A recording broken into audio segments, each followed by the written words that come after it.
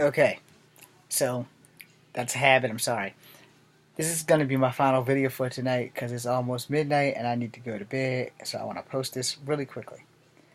I was supposed to make videos about like honorable martial art videos, honorable mentions. I can't remember if I had mentioned Michael Dudikoff and Stephen James from the American Ninja franchise. So, as far as I know Stephen James is actually a martial artist. I can't really confirm or deny Michael Dudikoff's martial arts skills. A lot of backlash was like that he wasn't really a martial artist, but he was a great actor, so people just assumed that he was a martial artist because he made it look so cool. So, as I've said in many of these things, I am not here to put other actors or martial artists down or anything like that, but I wanted to mention that the American Ninja franchise was pretty awesome, and that if you have not watched the first two, then you definitely should. No, just because they are great movies, no matter how you slice it. Rather, Michael Dudikoff is just an actor who looks really cool, and the women find him fascinatingly cute, or if he actually was a legit martial artist. Now, I say it that way because of what I recently posted about me being delegitimized by someone at the school in which I attend, and them being a vet and not like literally talking to me like a real human should do. That being said, you know, the freaking the damn American um Ninja franchise was a very good hit in the middle 80s or the early 80s. I can't really remember. I know that there were 4 movies and Michael Dudikoff was at least in 2. I didn't see the 4th one. I only seen the first one, the second one, and I'm pretty sure he wasn't in the 3rd one, but I did see the 3rd one. That being said, I don't want to discredit anybody for anything because I don't have the right to do that. You know. However, I would like to be more closer to right than wrong, and we're gonna leave it right there.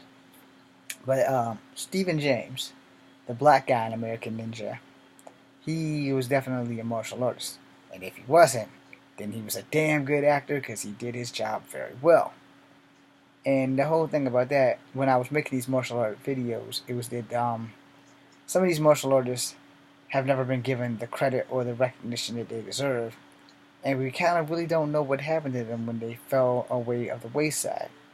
And the reason why I say it like that is because it's the truth. You know, after Billy Blanks made a few movies, he made Tae Bo, and then you don't hear anything from him. You don't know if he's producing. You don't know if he's doing anything at all. And these guys, they got the brass ring, but they didn't get the silver ring. And it's the same thing that I said with the women like Cynthia Rothrock, who has been at this thing and all her stuff. She has never been given the gold star treatment of Hollywood. And I wanted to point that out because that's just the way Hollywood is. And with me not being noted, no one's taking notice of me and no one cares. And I wanted to point that out due to the fact that no one cares. But these are great martial artists that you should look into. Stephen James and Michael Dudikoff. American Ninja was one of the best ninja movies with a non-Asian star in it. Now, we can go to other great ninja movies while I'm on American Ninja. And one of the best ones was Ninja 3 The Domination, Revenge of a Ninja, and there was another one, Ninja something. And then there was Ninja Assassin. It was like the most recent ninja movie with the Japanese star Rain. But prior to that, you know, for the American ninja movies, you know, you had Ninja 3 The Domination, American Ninja 1, 2, and whatever, and then Revenge of a Ninja. Now, during Revenge of a Ninja, there was a kid named Koji, somebody. That might have been his character's name, but he was just as famous as Ernie Reyes Jr., and all 3 of us around about the same age. The difference between me and them is that they got golden opportunities, and I didn't want to be an actor at that time, so that wasn't a thing. Although lots of times people had compared me to Ernie Reyes Jr. because they didn't have anybody else to compare me to, plus they did not know that I am not Asian. They just knew that I was part black and something else. And once I found out that Native Americans are Asian biologically, that kind of explained a lot of shit. Now, Ernie does certain things, and every now and again, Ernie Reyes Jr. will pop up. Because he's popped up in The Rundown with The Rock.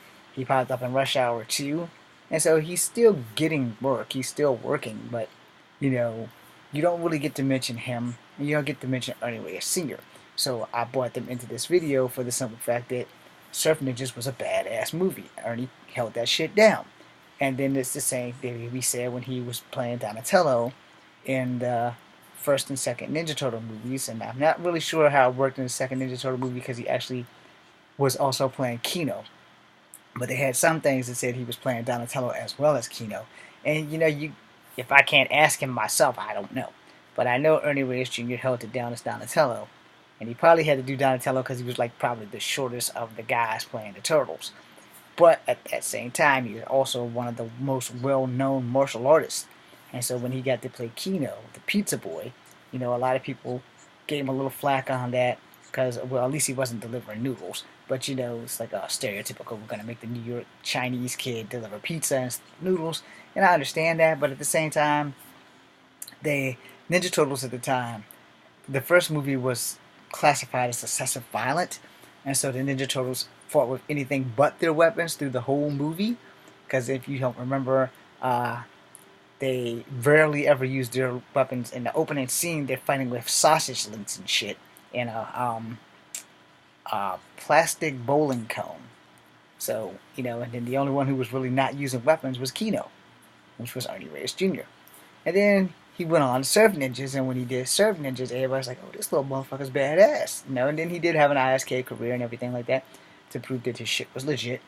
And, the thing about that is he didn't have nothing to prove. Him and his dad are two of the best martial artists on the planet, and they just didn't get the golden opportunities because America is really specific about certain Asians, alright? I'm not saying that to be bullshit and mean. I'm saying it because the fucking shit's the truth. And, he did other things, but, he did The Final Food, which got Matt Mall the Kamen Rider show. So, and Matt Mall should also be on this list because he's also a great martial artist who has not been given the opportunity to shine, So when you're looking at guys like Scott Adkins who are coming out of nowhere, you forgot about the guys who struggled to get there and got there and then aren't given their worth, which is why when I brought up Michael Jai White, I also brought up Chuck Jeffries, and I also brought up Billy Blanks, and I also brought up Stephen James, because those are four, plus Jim Kelly, are four of the most noted black martial artists, which people tend to not really remember. And I'm still going to try to find that movie with Gary Daniels and Chuck Jeffries where they both were cops and fighting this badass martial artist from Japan or China who was going around killing martial art champions, because that was like one of the best Chuck Jeffries and Gary Daniels movies that I ever seen. And my favorite Gary Daniels movie will always be Fist of the North Star, even though I did like him in Nights where he died. You see how I went right back to Gary Daniels and Olivier Gruner and Automatic, because those are martial arts that people have tend to forget because they were never super big time. Alright? And we all have to start somewhere. And right now, I'm lucky if I get any looks on the internet for what I do. And my hip replacement has really put me in a damper. But I want you guys to look these guys up and check them out because their videos are the shit. So I'm going to close out on that because I really had to get my butt into bed after I eat my cookies and milk. And that's going to be that for tonight because I have to get up and go to work tomorrow. So thank you guys for watching. Please like and subscribe. Do your thing. Be seeing you.